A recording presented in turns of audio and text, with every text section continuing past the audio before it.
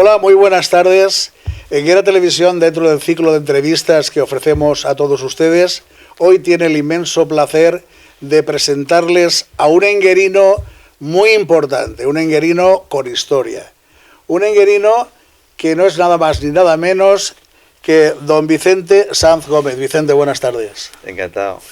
Vicente Sanz Gómez es un chaval que conozco yo desde que tengo uso de razón. Vicente, en su infancia, esa calle...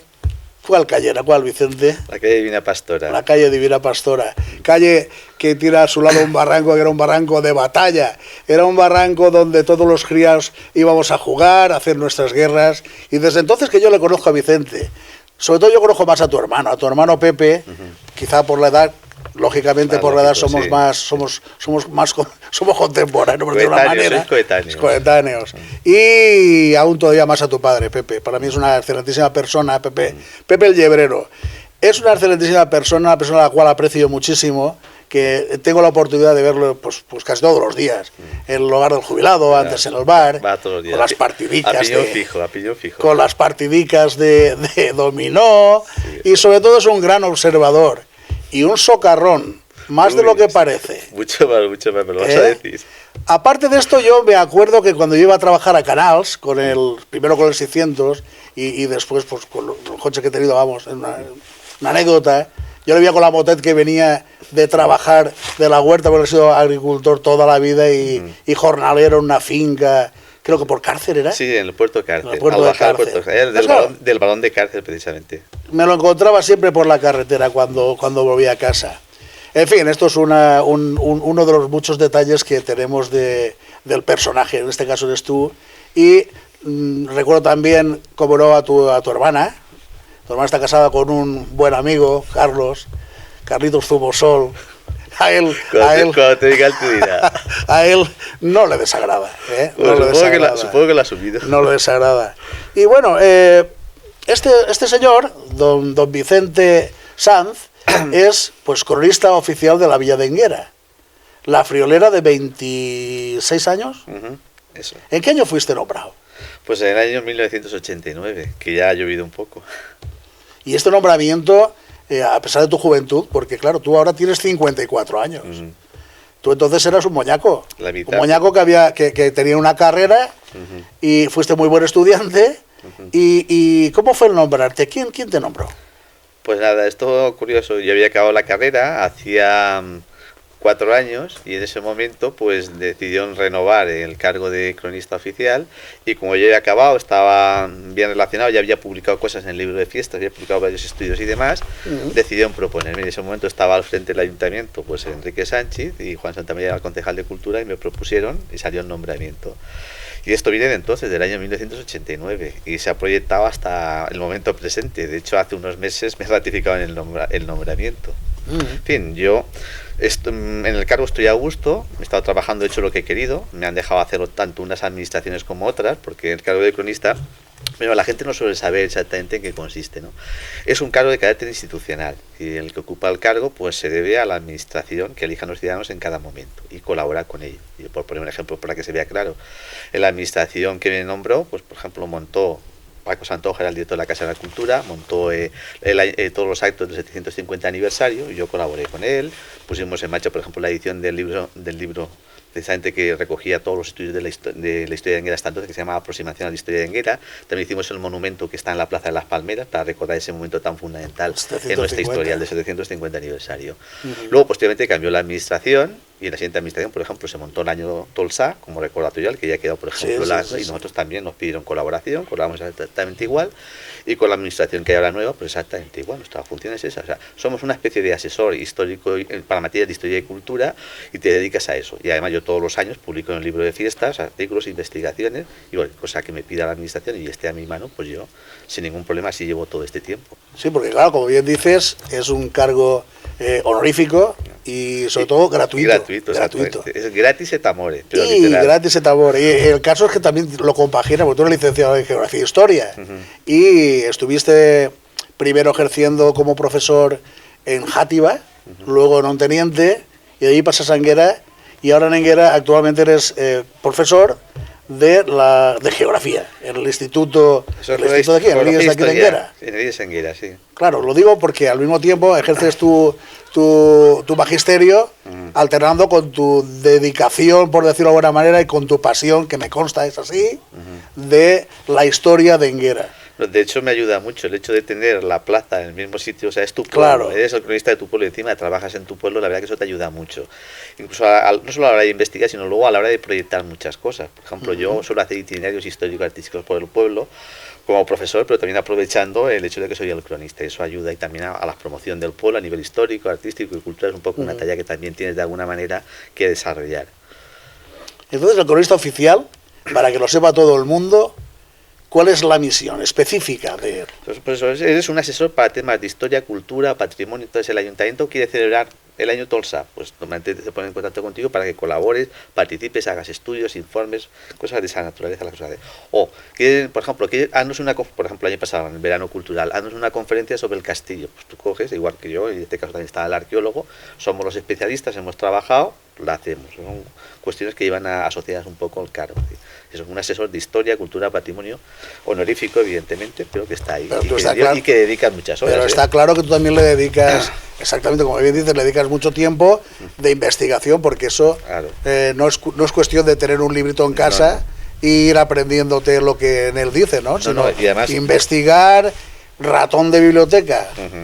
Eso que además quiero matizarlo por lo que bien has apuntado, José Luis, es que la tarea que hacemos nosotros, no ya solo yo como cronista, sino otra gente también trabaja, investiga y demás, que muchas veces la gente se cree que cuando tú publicas un artículo 3, 4, 5 páginas, te crees que es lo que tú acabas de decir, te vas a un sitio para en un momento lo haces, ¿no? Implica una labor enorme de buscar en archivos, en buscar en bibliotecas y leer muchos documentos, que no es una cosa que haces un día para el siguiente, porque a veces haces un artículo y se dice, pues tú has solo hecho un artículo, pero tú sabes todo el trabajo que hay detrás, eso solamente el especialista es el que lo sabe. Es importante que eso la gente también lo sepa.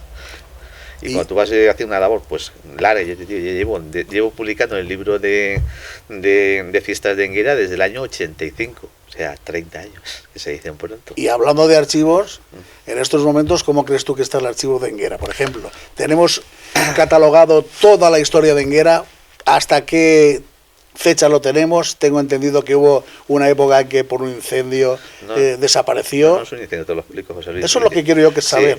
Sí, por ejemplo, nosotros, lo que es el archivo parroquial, tenemos suerte. El archivo parroquial conserva todas las series desde 1539 hasta ahora. Nacimientos, defunciones, matrimonios. Secuencialmente está toda. El archivo parroquial.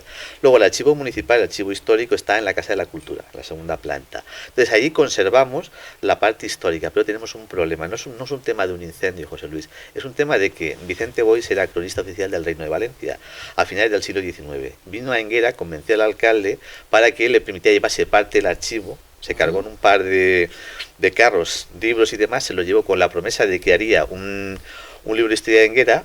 Luego no lo hizo, no devolvió la documentación y tenemos un problema muy serio, porque antes del siglo XVIII tenemos muy poca documentación. A partir del XVIII ya tenemos más, pero la anterior al siglo XVIII tenemos 7 u 8 libros escasamente de los libros de las cuentas de la Cámara del Trigo y alguna cosa más. Pero antes del siglo XVIII tenemos un serio problema de pérdida de patrimonio. ¿Pero se sabe dónde está? No, sabemos que este señor se lo llevó, pero por una referencia que está en una geografía que se hizo del Reino de Valencia a principios del siglo XX, que ahí el Carlos Artú lo cuenta, pero no hay ningún documento que lo acredite. Entonces, ¿cómo lo reclamas a la familia? Y cuando le hemos preguntado a la familia, que al poco de llegar yo, hablamos con el concejal, estuvimos mirándolo, la familia dice que no sabe nada. Es claro, si no sabe nada y tú no tienes un documento que pruebe que se lo ha llevado, pues tenemos el problema de que no hemos podido recuperar. ¿Y la familia de Carlos Artú no podría dar ningún... Es que sus escritos, digo yo? Sí, pero Salto ya no está, eso es un tema que él puso, pero es un tema delicado. Entonces la familia los acusará a otros y entonces es delicado.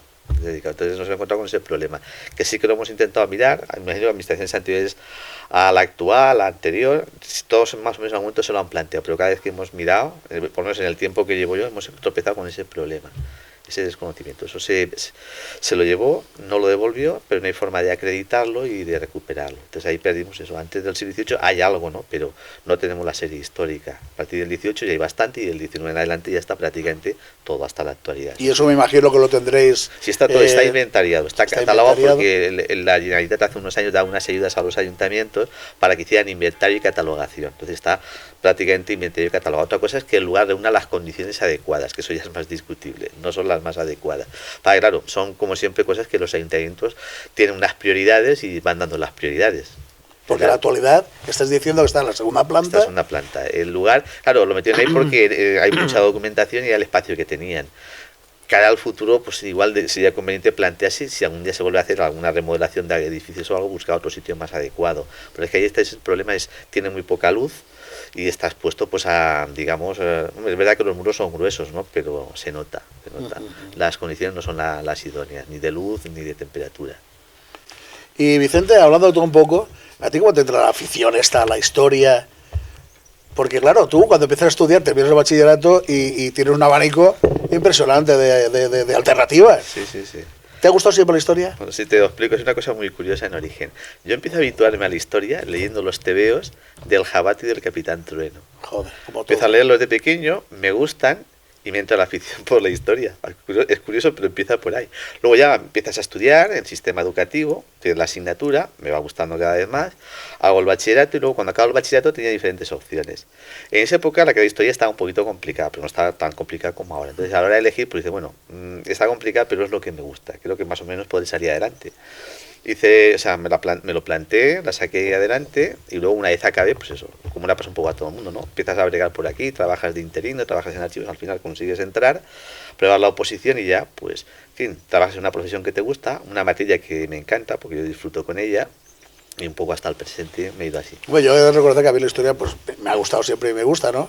No es una de mis grandes pasiones, pero sí me interesa, como me imagino interesa a muchísima gente, claro, que no conoce sus raíces, claro, pierde su identidad, ¿no? Sí. Eso es lo que dice el poeta. El poeta, pero, muy acertadamente. Pero, exacto.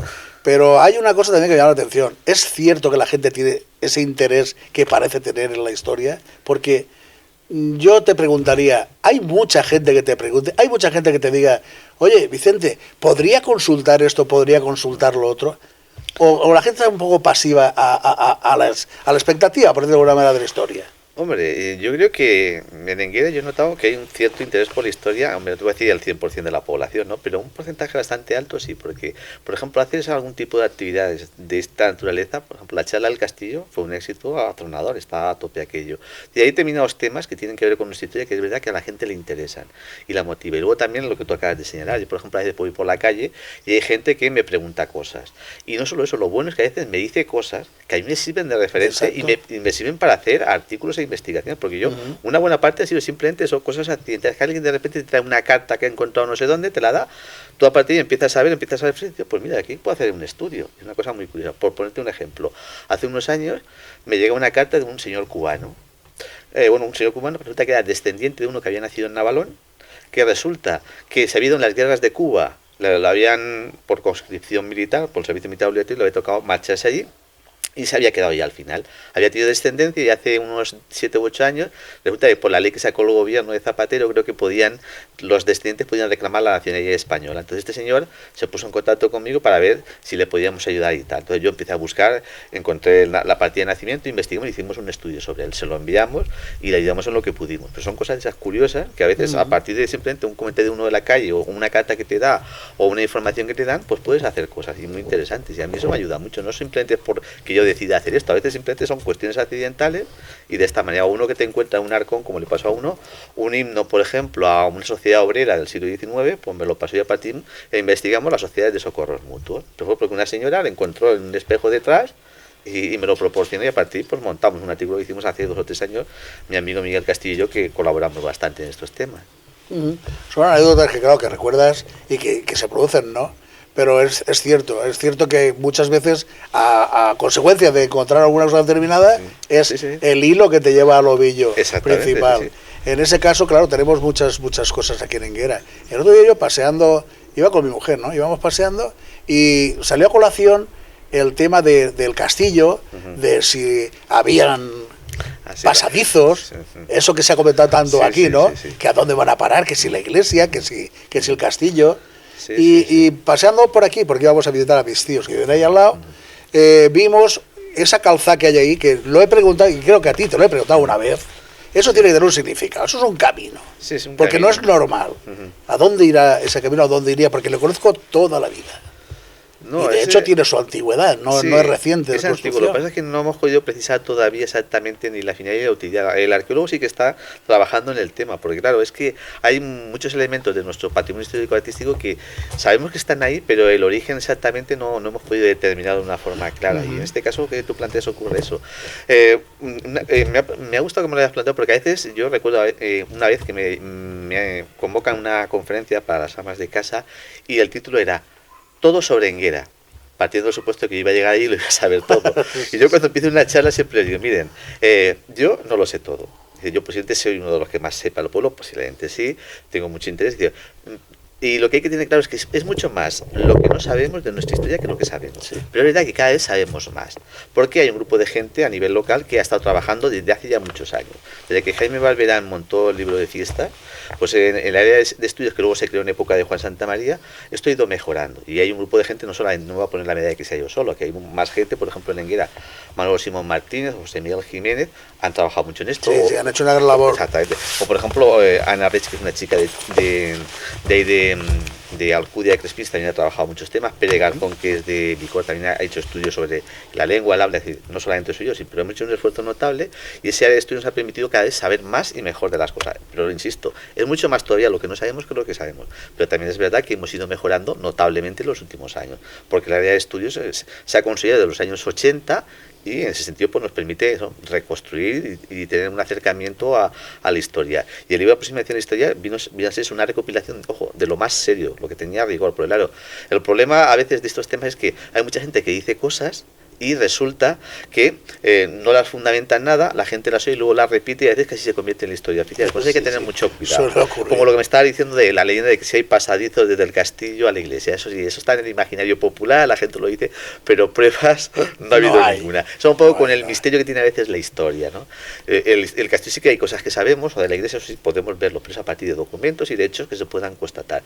Yo lo que más me preocupa y lo que me interesa, por ejemplo, de la entrevista es que quede claro, es decir, los historiadores todos, y yo primero tenemos que intentar, cuando decimos algo, argumentarlo, con documentos, en fin, con memorial, algo, con lo que sea. No dar pábulo a rumores. Porque si no damos teorías que luego son nocivas, porque claro, luego hay gente que las repite, distorsiona y la gente se crea un conflicto interesante a la hora de explicar las cosas. A colación de la iglesia y el castillo estábamos hablando, la iglesia, la historia de la iglesia, porque hay una tarima, bueno, está un librete explicativo que está en la puerta, pero me gustaría que nos dijeras algo sobre el tema. Construcción de la iglesia, estilo y hasta la fecha, su historia. Vale, pues te lo digo rápido. Mira, en principio, la iglesia parroquial de San Miguel Arcángel la actual no es la inicial. Primero hay que tener en cuenta que cuando llega Jaime I en 1244 e incorpora Enguera a la corona de Aragón, esto era territorio musulmán. Por tanto, aquí lo que había era un pequeño núcleo de calles en torno a la iglesia y una mezquita. La costumbre en la época era echamos abajo la mezquita y hacemos, el nuevo poder crea su nueva estructura religiosa y crea su edificio, en este caso la iglesia. Entonces hace una iglesia inicialmente que arranca de donde está ahora el altar hasta más o menos hacia la mitad, pero con una disposición diferente ahora. Las dos puertas que hay de entrada, la del hospital y la de la Plaza Moreras, eran el principio y el fin, estaban dispuestas de una forma distinta. Está así entre la llegada de Jaime I y 1585 más o menos. Sufre un incendio serio por la techumbre de madera en 1448 y a finales del siglo XVI, en el momento en que se produce el paso de la villa que había pertenecido a la Orden Militar de Santiago durante 3 siglos y medio, se vende por Felipe II porque estaba sin dinero a los Borja para financiar los gastos de la corona. Al venderse coincide con el momento en que viene el patriarca y virrey también del Reino de Valencia, San Juan de Rivera, hace una visita, afea a las autoridades locales que una iglesia se estaba quedando pequeña para el crecimiento de la población y les insta que haga una iglesia más acorde. Entonces, a finales del siglo XVI es cuando se toma la decisión de hacer la nueva. Mantienen la vieja mientras van haciendo la nueva. Primero hacen todo el cuerpo central, desde lo que es el altar hasta la portada principal de entrada. La portada principal, como es a finales del siglo XVI, el estilo es tardorrenacentista herreriano porque es del mismo estilo del que hace el Escorial. Juan de Herrera, el arquitecto de Felipe II. Entonces, hacen todo lo que es el cuerpo central. Cuando acaban, hacia 1650, empiezan a levantar todo el campanario. Se tiran toda la segunda parte del siglo XVII, hasta que lo acaban a principios del XVIII. Y luego llega el terremoto de 1748 y se lo echa abajo. Lo que pasa es que lo restablecieron bastante rápido, porque consiguieron la ayuda del rey, de Fernando VI, mediante una serie de gente que llegó a él, y una ayuda notable de 11.000 libras, que era mucho dinero en la época, y permitió una rápida reconstrucción de la iglesia. Así, un poco grosso modo, por comentar. Hasta nuestros días. Hasta nuestros días, sí. Con las sucesivas. Sí, ya ahí la restauraron y se ha mantenido prácticamente hasta la actualidad. Eso es la historia. Bueno, he visto la iglesia y tantas cosas como hay que ver, pero ahora me gustaría que nos hablaras algo del castillo. Sí. El castillo de Enguera, su historia. Bueno, el castillo es uno de los elementos patrimoniales más importantes que tenemos, aunque es verdad que está muy deteriorado porque nos queda muy poquito. Pero bueno, sí que sabemos bastantes cosas de él, sobre todo por las prospecciones arqueológicas de los últimos años, ¿no? En principio, el castillo es de la época islámica, indiscutiblemente. Lo que no estaba muy claro al principio es de qué momento, si la época del califato, o la época de los almorávides, o la época de los almohades. Al final, por las últimas investigaciones arqueológicas, se ha determinado que la estructura de hábitat que se asientan ahí son de época almohade, es decir, a finales del siglo XI, a finales del siglo XII y principio del siglo XIII. ¿Almohade? Almohades. Sí, pensábamos que era almorávide por la época del Cid, pero resulta que no. Las últimas investigaciones arqueológicas demostraron eso, que las estructuras de hábitat son propias de la época almohade. Por lo tanto, eso, finales del siglo XII, principios del siglo XIII, más o menos, cuando corresponde.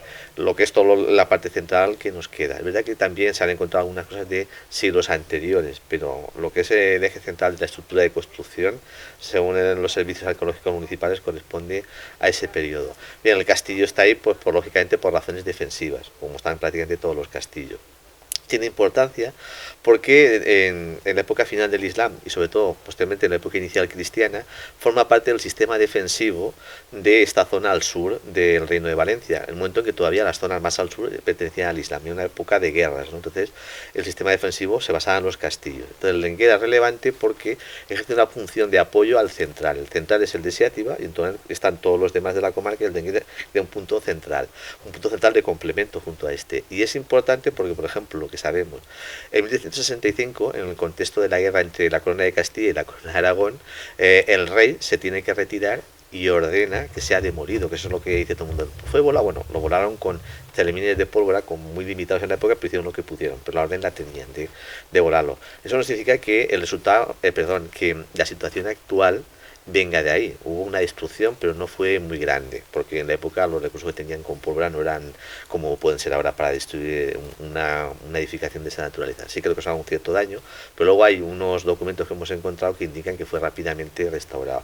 Luego sirvió de prisión, en la época ya del siglo del XV principalmente, y luego posteriormente tenemos que se va deteriorando porque se va abandonando.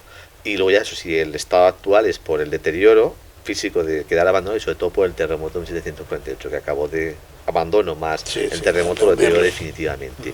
Pero vamos, ha cumplido esa función defensiva, función también de cárcel, en la época del siglo XV, principalmente por los documentos que hemos encontrado. O sea, función defensiva con el Islam y posteriormente con la época cristiana. Al principio también, pero luego ya es básicamente como cárcel. Igual que el de Seativa también cumplió funciones de cárcel. Ya cuando se aleja el Islam lejos, evidentemente esa necesidad defensiva ya pasa a un segundo plano. Ahora, al principio sí que es una función defensiva primordial, porque está en una situación lógica desde el punto de vista del control del territorio y la defensa del territorio. ¿Y puede tener alguna relación, Vicente, con el Cerro de Lucena? Es posible que sí, porque hay un cierto alineamiento entre el castillo y el poblado. Es evidente que el poblado es muy distinto, el poblado es muy anterior, el castillo mucho es del siglo XI, finales del siglo XII, principios del siglo XIII. El pueblo ibérico es diferente, corresponde a otra cultura distinta. El castillo, aunque no lo hemos citado, es de época, bueno, sí que mucho es de época islámica. En cambio, lo que sería el poblado ibérico del Cerro de Lucena, pues es de la época íbera. Estamos hablando de entre el siglo IV-III a.C. y el siglo I a.C., más o menos. Viene a tener una ocupación de unos 3 siglos, coincide hasta que se mantiene hasta que se produce la conquista romana.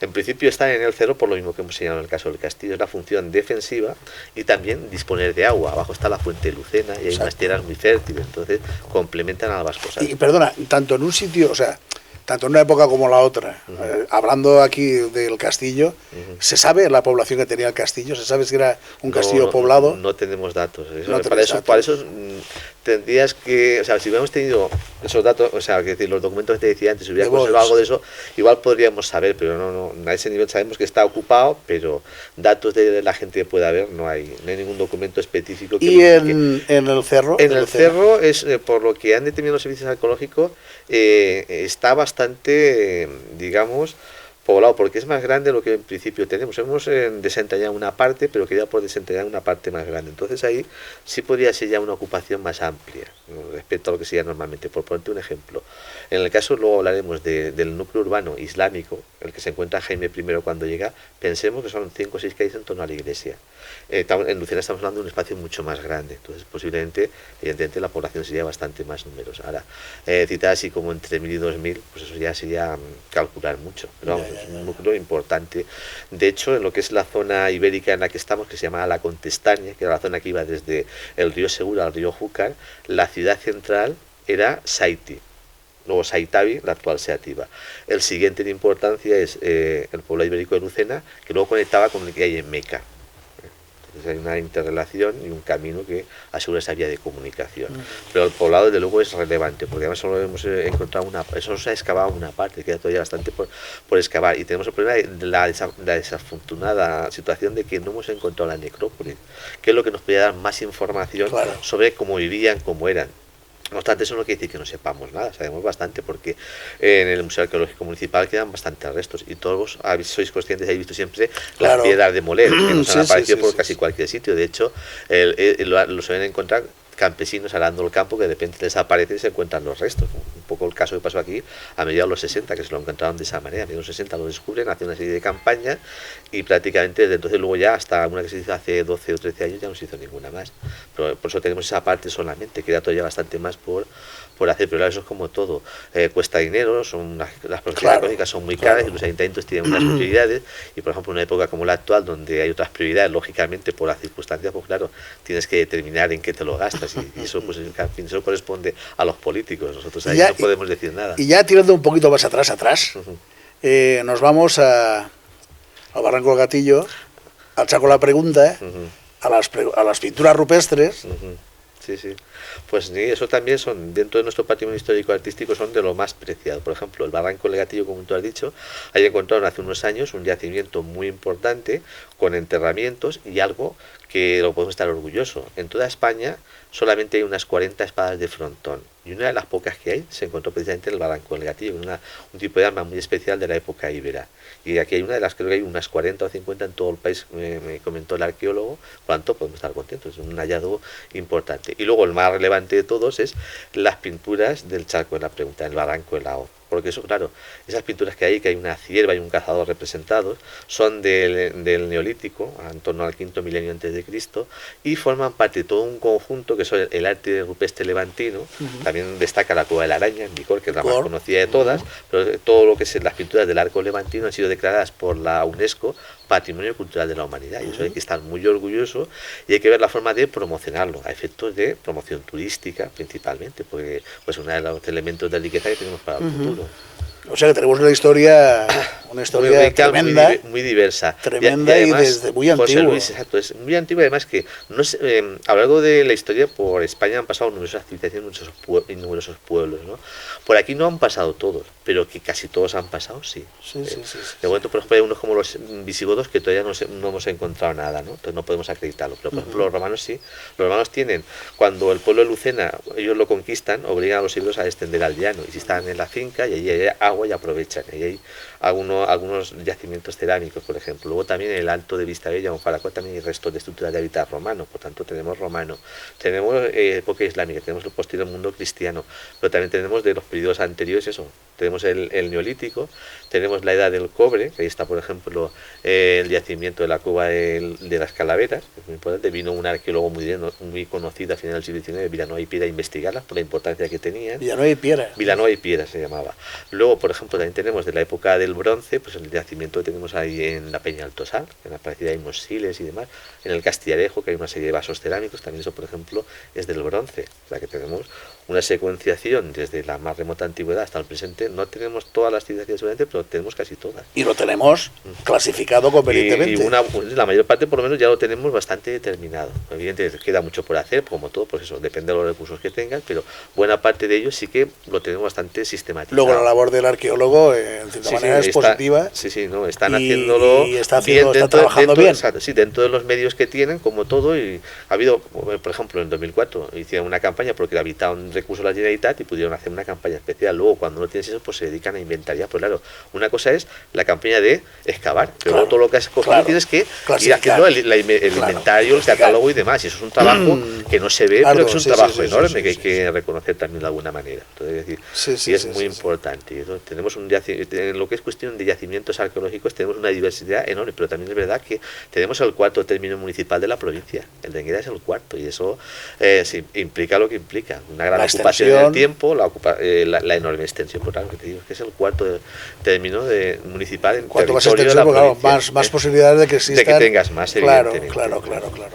Entonces, y la disponibilidad de agua en la sierra y todo también ha ayudado mucho a que haya podido ser ese tipo de presencia y ocupación de hábitat en el territorio. Si no, no hubiera sido posible. Claro, yo me imagino que, y hablando que hemos estado hablando de la sierra, cuando ha sido tan poblada, me imagino que desde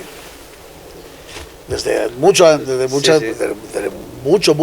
más atrás, y creo que los seres humanos han ido pasándose el testigo unos a otros. Claro, y además, ¿o no? Ten en cuenta, José, que es lo que decía antes, sabemos bastante, pero es mucho más lo que no sabemos, porque todavía hay cosas que no las hemos descubierto. Seguramente habrá más cosas que todavía están pendientes de que las podamos descubrir y que nos puedan aportar más, o hacia adelante o hacia atrás. Pero de momento, ya te digo, las pinturas hechas con la pregunta son de lo más antiguo, y es del quinto milenio antes de Cristo.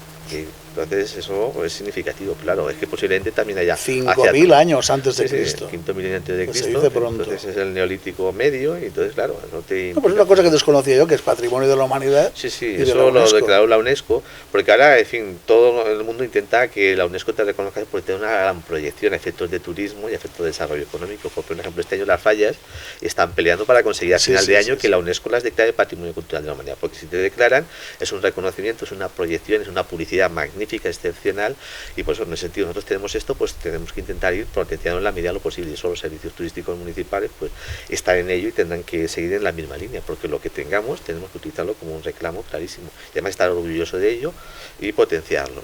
Bueno, Vicente, y hablando de historia, hablando del pueblo, hablando de... Yo he visto en la segunda planta del museo, al fondo, en la vitrina, hay un libro, libro de la venta. ¿Qué es eso del libro de la venta? Pues nada, el libro de la venta es simplemente un documento de primer orden que conservamos. Afortunadamente se pudo recuperar hace 25 años, en la primera administración democrática se encontró la oportunidad, pues se lo ofreció un anticuario que lo tenía en Córdoba. Caray. Y el ayuntamiento hizo el esfuerzo y lo compró. Y lo hemos incorporado al patrimonio. Y claro, como es un documento de especial valor, está protegido en el Museo Arqueológico Municipal con una vitrina.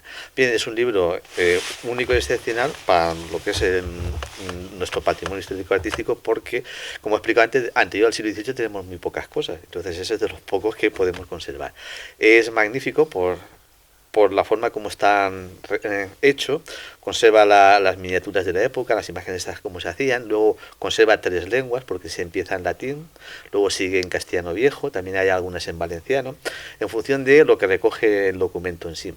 El documento recoge la venta de la villa de Enguera en 1575 que hace Felipe. ¿En qué año? De 1575. 1575. Que hace Felipe II a la familia de los Borja. La hace porque él está embarcado en una política de expansión en Europa, Cuando intenta Los Borja, convertir... perdona, que un inciso, los Borja de los papas. Sí, eso también lo comentaré ahora. Caray. Entonces, él resulta que está embarcado en una política de expansión territorial.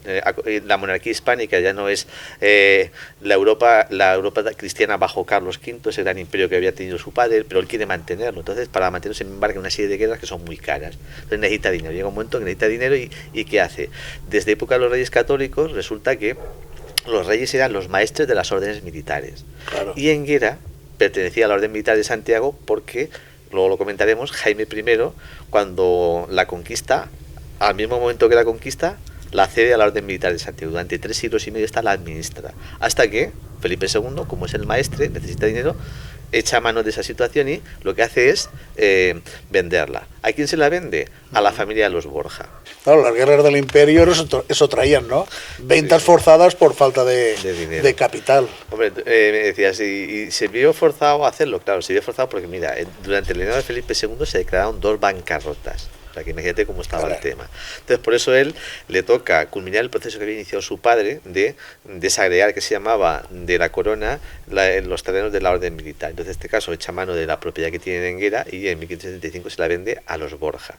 ¿Por qué a los Borja? Porque son una familia que ha tenido 2 papas y es una familia que tiene muchos recursos. Entonces, se lo vende y tiene unas consecuencias, evidentemente, porque durante 350 años la villa había estado administrada por la Orden Militar de Santiago. Una orden que, aunque es castellana, en cuanto a su sede central, sí, los terrenos de la Corona de Aragón no se administraban desde Uclés, que es la sede central de la orden, se administraban desde Montalbán, en Teruel, porque todas las encomiendas que tenía la Orden Militar de Santiago en la Corona de Aragón se administraban desde ahí. Y eso, por ejemplo, también tiene que ver, por ejemplo, con el hecho de la lengua inicial. El enguerino que hablamos con reminiscencias aragonesas seguramente tiene algo que ver con el hecho de que los primeros repobladores, si lo administraba la encomienda mayor de Montalbán, pues posiblemente la gente que venía procediera de allí. Luego ya hay otro tipo de repoblaciones, valencianas y demás, pero en principio solamente algo de eso tendrá que ver. Y de alguna manera, pues claro, el tema de la venta también algo tendrá que ver porque algo le conducirá al tema. Bien, por lo que me decías, la venta significa el paso de ser un señorío de una orden militar a ser un señorío nobiliario, pasa a los Borja. Los Borja, que es una familia, como he señalado, muy importante, ha tenido 2 papas, tiene un gran poder en la corona, administra esta situación. Luego se van produciendo matrimonios entre diferentes familias nobiliarias. Los Borja se casan con los Pujades, luego con los Cervellón. Se van sucediendo los diferentes señores feudales y señores nobiliarios. En el siglo XVIII destacan, por ejemplo, los condes de Puñón Rostro, y ya los últimos señores feudales de la villa son de nuevo los condes de Cervellón, que son los que les pilla el momento en que las Cortes de Cádiz ponen fin al régimen señorial. Lo que pasa es que luego, no obstante, hubo un pleito muy largo entre el conde de Cervellón y el ayuntamiento de Enguera por la posesión de los montes, claro, que afortunadamente se solucionó favorablemente al pueblo de Enguera, y por eso hemos conservado prácticamente todos los montes como montes municipales. Sí, entonces claro, esta serie de documentos, tal como el libro tan famoso, que mucha gente de Enguera desconocíamos, que ahora quizá a partir de este momento que lo has explicado tan bien, le demos el valor que se merece, nos lleva pues claro a comprender un poco más la historia del pueblo y nos traslada quizá con anterioridad a lo que era el primer núcleo poblacional. Como bien has dicho, en un principio recuerdo que has dicho que era una mezquita lo que había, y alrededor de ella, pues claro, lógicamente, unos moradores. Entonces, ese tipo de situación, ¿cómo se puede entender? ¿Cómo se puede comprender? ¿Y de dónde vienen los orígenes? ¿Anteriormente había algo aquí en el pueblo o no lo había? ¿Se sabe? Bueno, pues enlazando con lo que me estás planteando está también el tema de Enguera. ¿De dónde sale el nombre de Enguera? Claro, bien, ahí va a parar. Sí, por eso, es que eso siempre se suscita, ¿no? Y bien, a ciencia cierta no podemos afirmar nada. Lo único que se puede afirmar rotundamente es que la palabra, o sea, el nombre de Enguera aparece por primera vez en un documento, el documento de cesión de la villa y castillo de Enguera a la Orden Militar de Santiago, que realiza Jaime I, en la víspera del Tratado de Almirra. Entonces es el momento en el que aparece por primera vez el nombre de Enguera. ¿Por qué razón se llama Enguera? No hemos encontrado ninguna explicación razonada. Es verdad que se han hecho muchas a lo largo del tiempo, algunas con escasez de rigor, por eso siempre insisto que hay que intentar afinar. Por poner un ejemplo, hubo alguien que se permitió afirmar que Enguera significaba Villa Clara. Argumentación. Resulta que como una cosa huera es una cosa clara, vacía, pues nada, Enguera, Villa Clara. Es una de las explicaciones que en otros tiempos se hacían. Y como esas han habido otras. Entonces yo siempre he oído de eso. En el momento que podamos tener algo que podamos fundamentar, me parecerá correcto. Entonces, lo que sí que sabemos es que el nombre, y eso sí que es cierto, aparece en el documento de cesión. Pone Enguera, sabemos que ahí arranca. ¿Por qué? De momento no lo sabemos. Sí que es verdad que sí que se apuntó una teoría que podía ser un poco más acertada, pero no está suficientemente fundada, que es la que hace Manolo Simón, uno de los que escribe regularmente en el libro de fiestas, de que es verdad que hay una kabila, una tribu marroquí, entre Ceuta y Tetuán, que se llama los Anguera. Claro, él hace la interpretación de que podía ser que en la época de la invasión de los almorávides hubieran venido aquí, se hubieran instalado y hubieran podido dar nombre. Es una posibilidad, pero claro, no está constatado documentalmente. Una posibilidad que está ahí, que igual algún tiempo, si en el futuro pudiéramos documentarlo, pues ya podríamos decir. Pero si no, claro, es discutible. Como ya digo, eso es lo que podemos saber. Bien, el momento central de la historia de nuestra comunidad local, yo lo situaría en 1944, como decía antes, el momento en que Jaime I la conquista, la incorpora a la corona de Aragón, nos sitúa dentro del Reino de Valencia, y a partir de ahí hay un cambio de sustrato civilizacional. Se pasa del mundo islámico al mundo cristiano, y de ahí en adelante pues eso lo marcará. ¿Qué es lo que había antes? ¿Qué es lo que tú me señalabas? Y es importante. Bien, sabemos, un poco más o menos por protocolos notariales y demás, que lo que él se viene a encontrar es una mezquita, como señalaba en otro momento de la entrevista, y un grupo de casas alrededor, que constituirían más o menos las calles que cito a continuación, ¿no? La calle El Remedio, la calle del Niño Jesús, la calle Moncada, la calle Divina Pastora, la calle San Juan y la calle Verde. Más o menos sería el núcleo, las 5 o 6 calles originales junto a la mezquita. Luego, en ese momento, ¿qué más hay? En ese momento sabemos que hay, no por documentos, pero sí por lo que nos lega la toponimia. Tenemos en el término municipal nuestro, que es enormemente grande, como hemos comentado, muchos topónimos que empiezan por Ben. O sea, Benali, Benalad, Benigüengo, Benicáez. Todo eso es de época islámica, son alquerías, por tanto eso indica que había un pequeño núcleo de población en torno a la mezquita, lo que luego surgía ya, la Enguera cristiana que conocemos, y luego por el término municipal dispersos en todos los puntos del término en que aparecen estos topónimos que empiezan por Ben, pues eso implica que ha habido ocupación islámica también. Benamil, Benalad, Benigüengo, Benicáez, Benifalda, todo eso tiene que ver seguramente con caseríos, alquerías y ocupaciones en el tiempo. Sí. Y ojo, estamos hablando de una presencia que es importante. O sea, sí que sabemos que en 1944 está. ¿Cuándo aparece? Eso sí que no lo sabemos. No hay documentalmente nada que nos lo diga. Lo que sí que sabemos es que el Islam se está en la península a partir del 711 y durante 5 siglos, hasta 1944, está presente. ¿En qué momento aparece ese núcleo urbano enguerino? Pues no tenemos ningún documento que lo pueda acreditar. Sabemos que existe en el momento en que llega Jaime I, pero no antes. Hay versiones aquí que he oído yo, comentarios y por gente generalmente bien informada y autorizada, ¿no? En que se menciona mucho judíos. ¿Es posible? Bueno, ¿Había judería en Enguera? Judería, vamos a ver. Se han hecho afirmaciones en ese sentido y se han publicado cosas, ¿no? Vamos a ver. Cabe la posibilidad, y esa es una interpretación que en parte también la manejo. Lo que pasa es que algunos la han relacionado con la Casa de la Cultura. Yo ahí no me atrevo porque la Casa de la Cultura de esa zona, eso es muy posterior, eso es del siglo XVII, porque el convento se levanta a partir de 1649. Antes ahí no hay nada. Y judería posterior, hubiéramos tenido referencias documentales. Entonces, anteriormente, veamos el tema de la calle fuera, la calle Purísima. Claro, se llama calle de afuera, la que conocemos por calle Purísima. Claro, ahí sí que puedes pensar lo que pasaba un poco en la estructura urbana de las ciudades medievales, que es un poco, lo sabemos, por ejemplo, por Játiva. Tienes el núcleo cristiano y fuera están los arrabales, un arrabal judío y un arrabal la morería. Claro. Entonces, claro, cabe la posibilidad de que si hay una minoría religiosa, claro, una vez se produce la conquista cristiana, lo que queda del Islam iría a una especie de morería, y si había algo de judíos fuera una especie de judería. Pudiera ser que la caída afuera lo cogiera a unos o a otros. Esa posibilidad sí que puede caber, pero intentando buscar una explicación. Lo problema es que documental se ha dicho, pero yo una documentación que lo sustente no la he visto nunca. Pero sí que es verdad que se podría pensar eso, que la llamen calle de afuera, pues claro, tú miras Játiva y te encuentras eso, está lo que es el núcleo urbano cristiano, todo lo que está cerrado dentro de la muralla, y fuera han echado a las minorías religiosas, podría ser que sí, pero claro, es una cosa que habría que ver. Vicente, antes que se me olvide, una pregunta rápida.